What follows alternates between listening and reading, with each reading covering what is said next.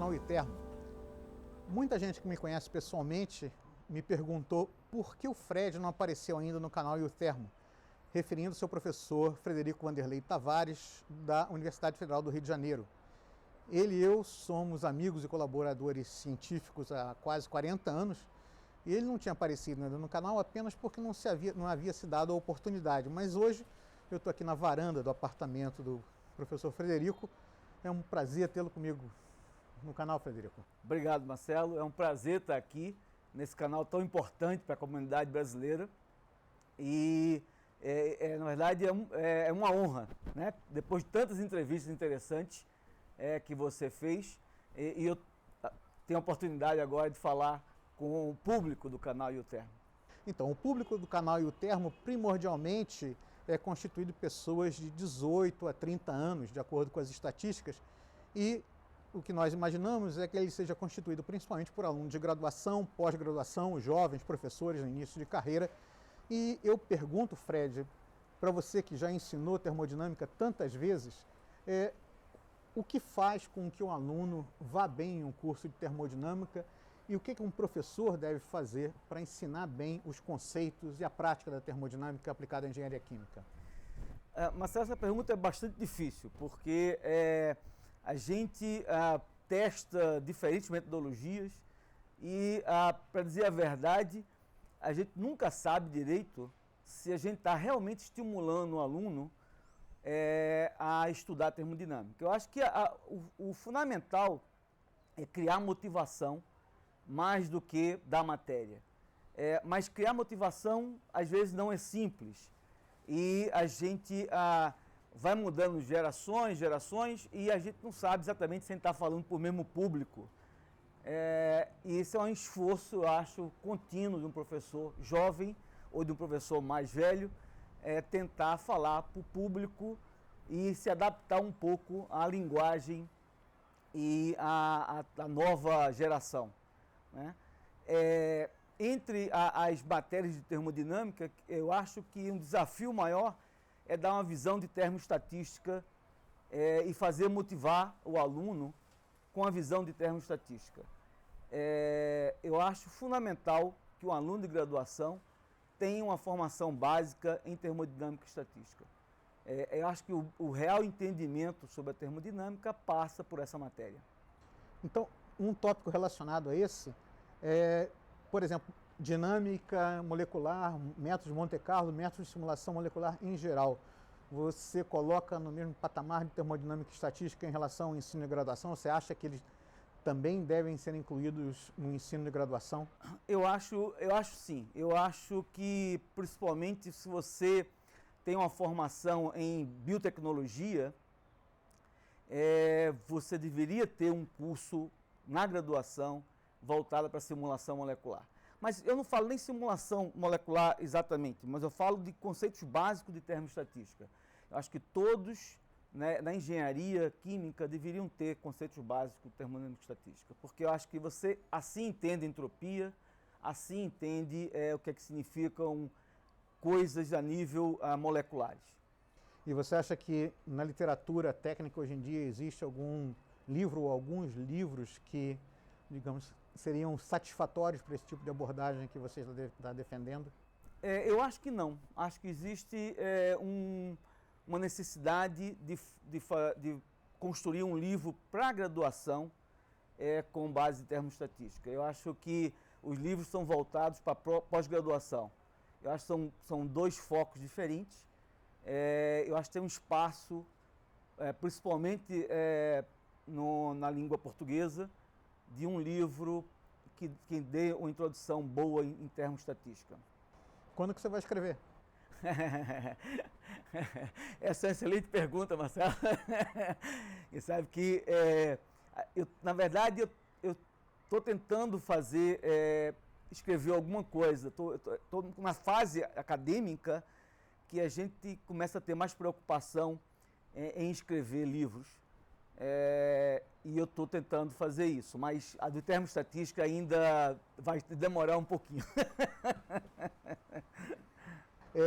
Fred, verdade, em relação à pesquisa, você trabalhou com alguns dos grandes nomes da termodinâmica aplicada em engenharia química no país, e aqui eu me refiro ao professor Horácio Macedo, que chegou a ser reitor da Universidade Federal do Rio de Janeiro e candidato à presidência da República, e o professor Krishnaswamy Rajagopal, dois nomes maiores na termodinâmica brasileira.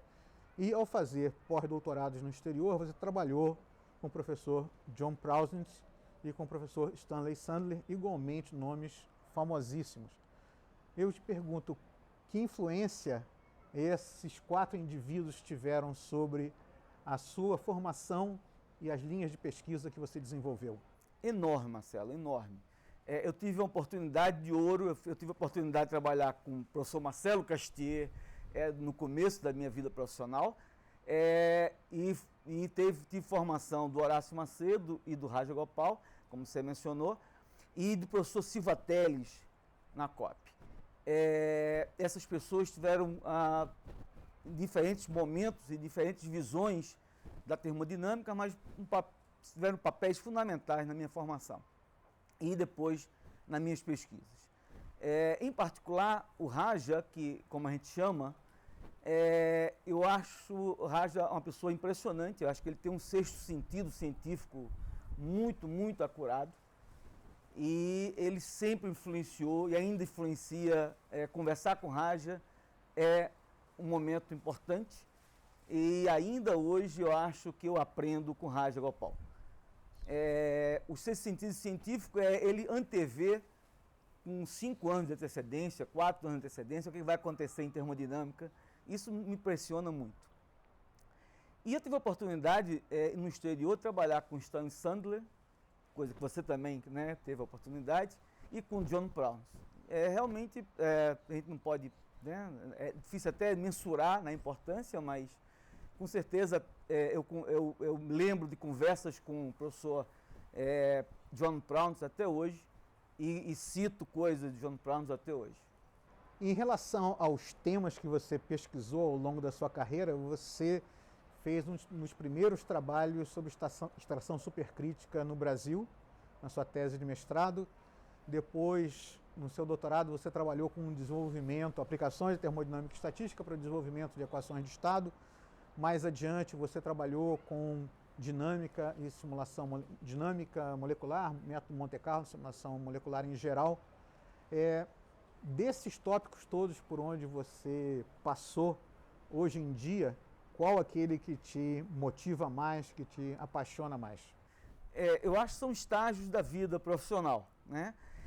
Eu acho que quando eu comecei a fazer extração supercrítica, aquilo me entusiasmava muito, né? Depois, acho que perdi a paixão assim, tão diretamente. Depois trabalhei com John Prausnitz em proteínas, aquele troço me motivou muito. Quando eu trabalhei com Rajagopal em equações de estado, também me motivou bastante. Eu acho que são etapas diferentes.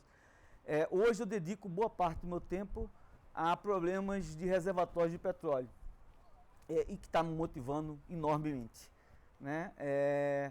E tem muitos desafios novos, e que a gente acha que problemas em petróleos ou em reservatórios em particular são, digamos, coisas já conhecidas, mas tem enormes desafios em novos reservatórios. Por exemplo, reservatórios do pré-sal que têm uma quantidade de CO2 muito grande. Só um parênteses, para que nós temos espectadores do exterior. O pré-sal é uma enorme reserva de petróleo que foi descoberta offshore no Brasil há cerca de 10 anos atrás. São uma das maiores reservas do mundo. Isso. São mais importantes do que shale gas, shale oil, né, tight gas. E algumas dessas reservas muito grandes têm quantidade de CO2 muito elevada. Por exemplo, eu não quero citar nomes, mas tem uma reserva brasileira que tem em torno de 70% de CO2. É quase uma reserva de CO2.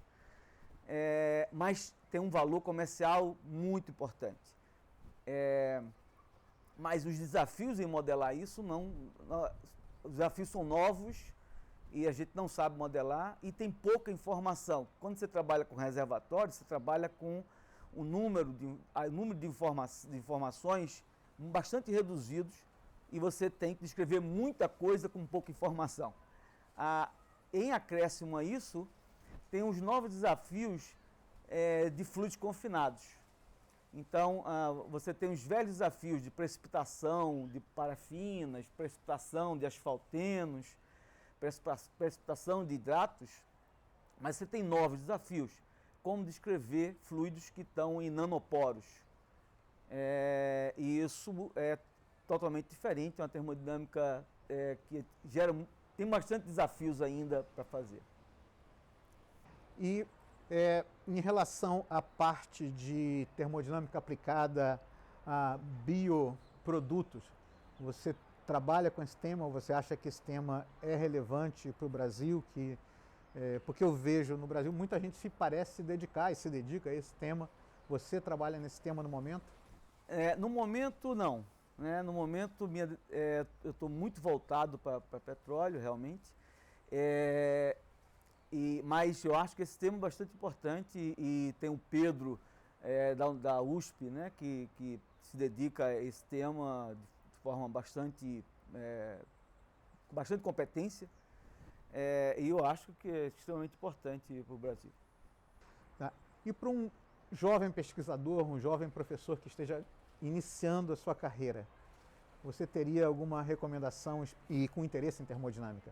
Você teria alguma sugestão de tema, alguma sugestão de abordagem, alguma coisa que você acha que seja particularmente interessante ou importante no nosso contexto, no contexto brasileiro, no contexto latino-americano, por exemplo? Eu acho que no contexto mundial, simulação molecular veio para ficar, né? Ou seja, a termodinâmica clássica ainda tem o seu papel importante, vai continuar tendo, mas a simulação molecular veio para ficar. Acho que não vejo a engenharia moderna no futuro sem um papel importante da simulação molecular.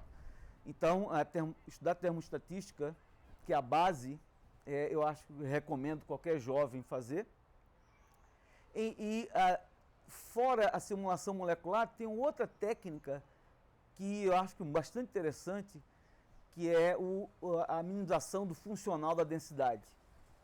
Existe a DFT em termos quânticos, mas eu estou falando de DFT em termos termodinâmicos. E você pode fazer esse estudo dinâmico também.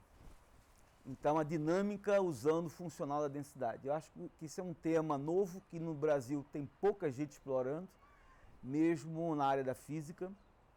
E eu acho que a gente eu acho que vai ter um papel importante essa técnica, que vai ser uma técnica entre o tempo computacional da simulação molecular, ainda é muito grande, e as equações de estados clássicas não dão toda a informação que a gente precisa na termodinâmica moderna.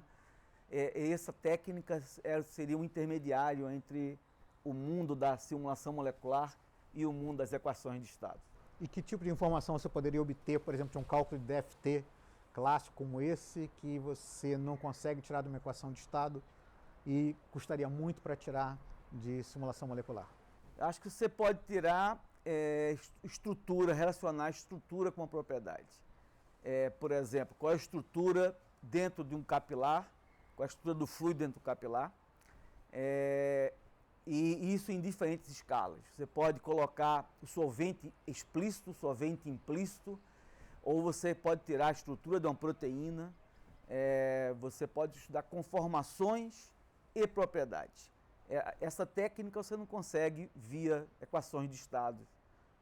Essas informações você não consegue via equações de estado normais.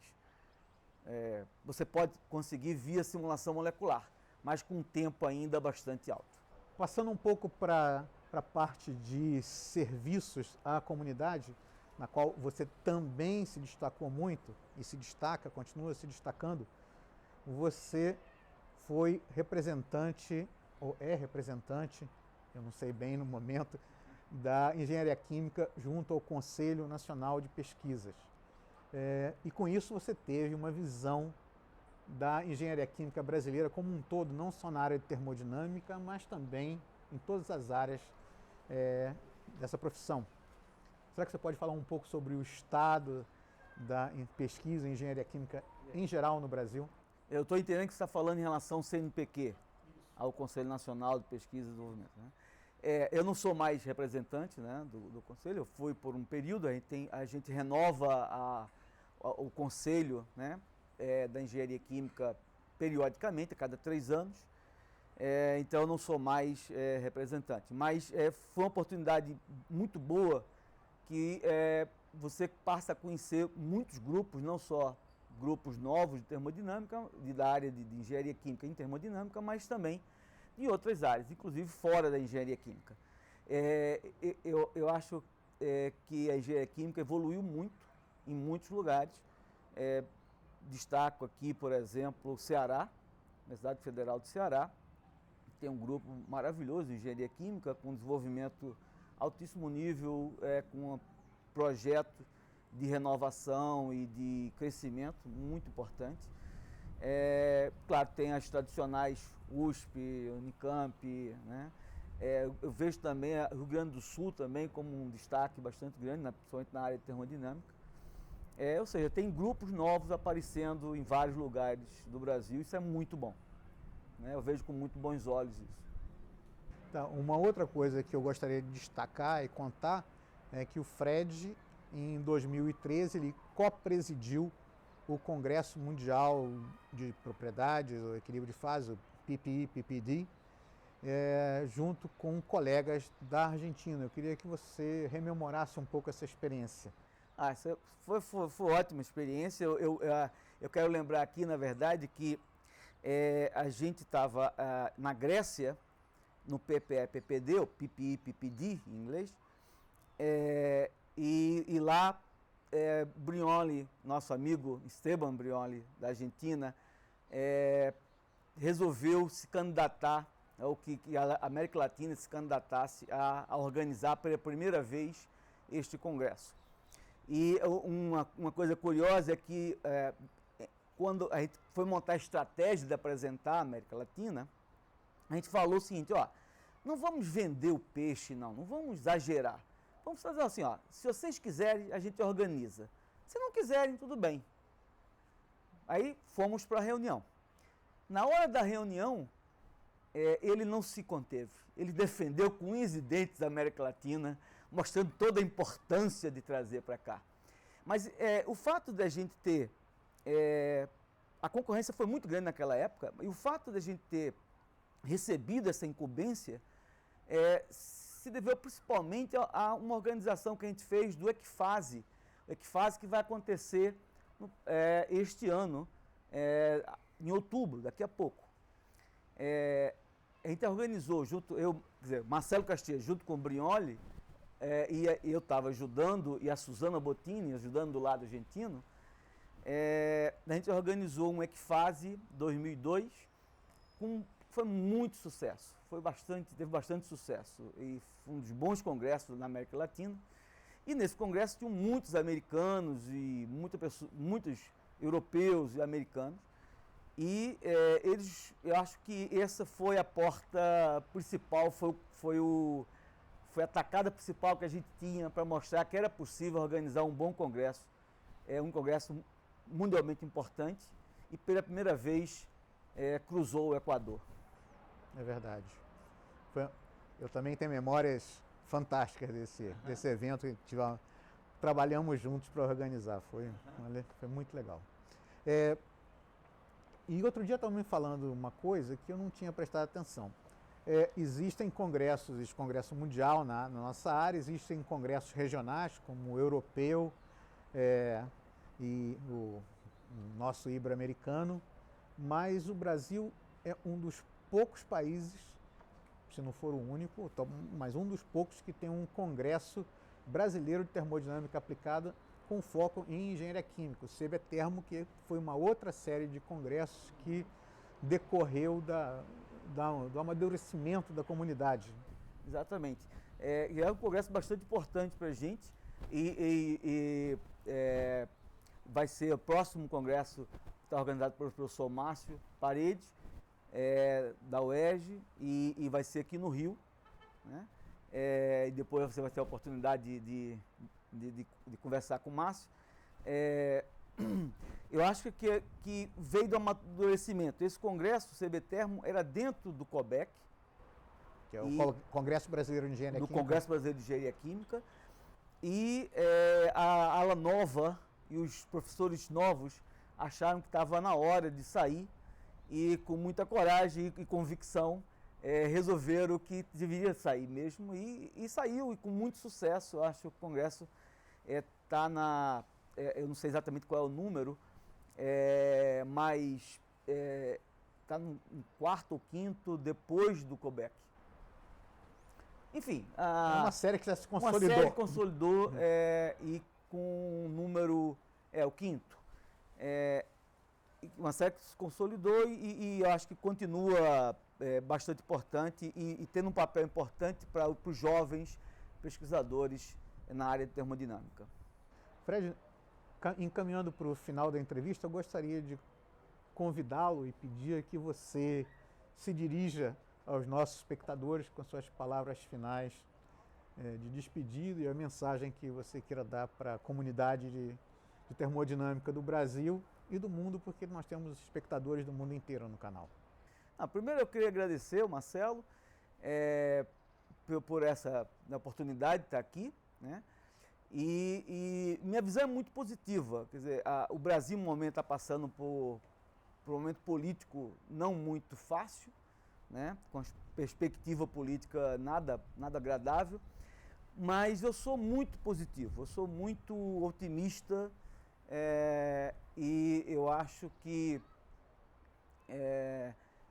os jovens têm que pensar positivamente o país e está na hora de renovar, né? E acho que quando você é jovem você tem que apostar alto tanto na técnica quanto no bem-estar social. Muito obrigado, Fred, e muito obrigado a você por ter assistido essa entrevista. Espero que você tenha gostado. Eu adorei ter tido a oportunidade de entrevistar meu amigo Fred, de tantos anos. E se você ainda não é assinante do canal, assine o nosso canal e até a próxima. Muito obrigado novamente.